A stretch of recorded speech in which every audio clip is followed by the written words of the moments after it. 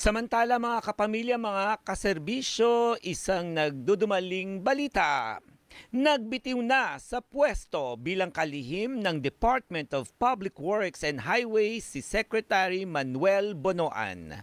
Ayon sa pahayag ni Presidential Communications Office, Secretary Dave Gomez, tinanggap ni Pangulong Ferdinand Marcos Jr. ang resignation ni Bonoan epektibo bukas, Setyembre 1. Itinalaga naman ng Pangulo si Transportation Secretary Vince Dizon bilang bagong kalihim ng DPWH na inatasang linisin ng ahensya at yaking gagamitin ng pondo sa mga infrastruktura na makikinabang ang taong bayan.